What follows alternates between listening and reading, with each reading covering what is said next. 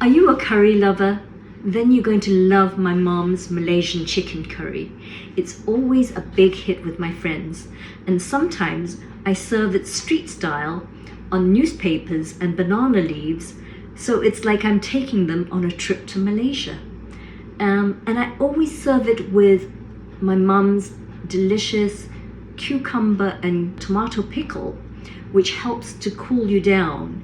And my mom used to serve that pickle with any spicy dish because it's kind of like a yin and yang thing. Sometimes I serve with popadoms and naan. I like to mix different countries' ingredients together. Anyway, my mom started cheating and used curry powder when we all started leaving to study abroad because she didn't have us to help her pound all the spices. And this is the original mortar and pestle that I lugged home from Hong Kong, and I was the one that was responsible for pounding those spices to make up the curry powder. So I'm very happy that now I can actually simplify this dish so that you all can make it at home. I'm making it in my cast iron wok and induction stove. Yes, I usually use a gas stove, but because this is a slow cooking curry, I decided that it's more efficient to use an induction stove. And for those of you who are afraid of the open flame or are unable to use it in your building, this is a great alternative. And I'll mention a lot more about this in a blog that I wrote about induction stoves. Now, this is a great party dish because you can cook it ahead of time so you'll have more time to spend with your guests. So are you ready to get started and make some Malaysian chicken curry? Look at this. There are only 3 ingredients involved.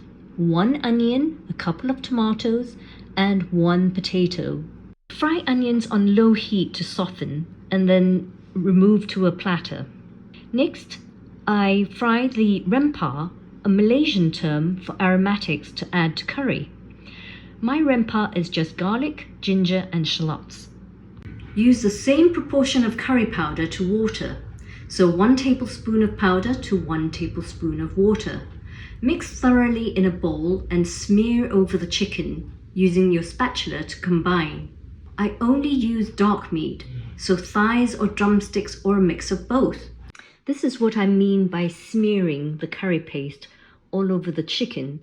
And another reason why a wok is so wonderful, because it is wide, so it gives you room to move them around. Look at this. Can you see how it's easy? If you had a pot that had high sides and a narrow opening, it makes it really hard to move them around. Here's another tip.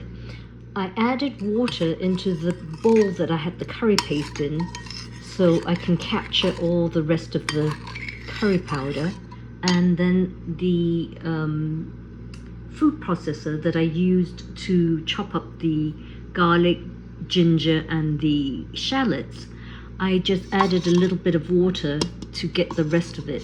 Learned all this from my mom. Yeah, she was very frugal, and she was very good at scraping off the last bit of everything, and I think I got that from her.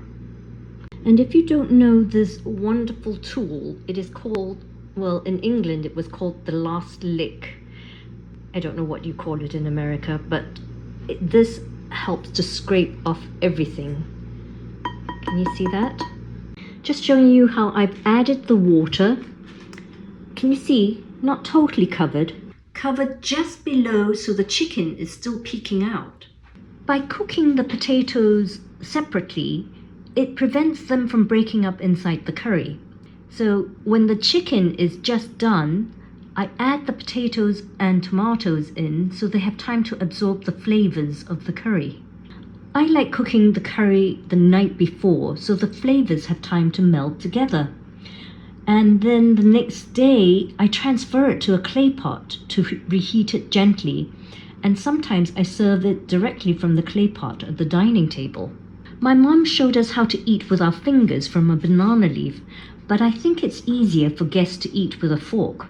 It looks like I've served my mom's Malaysian chicken curry many times.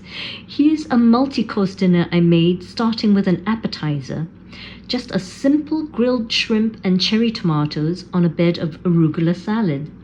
Then the curry with the pickles, and ending with a dessert of Haagen-Dazs chocolate popsicle and 3 kinds of berries. Were you salivating while watching me make my mom's Malaysian chicken curry? If you like this video, subscribe and ring that bell so you'll be notified when I make more of these creative dishes in my wok. And I'd love to hear your feedback in the comments below.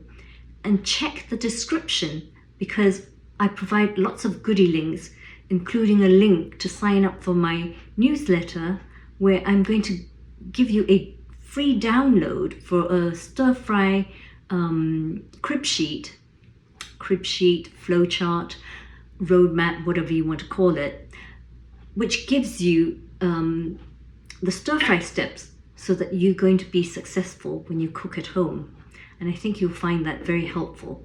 Anyway, I can't wait to share more dishes with you on the next round. So stay tuned. Bye.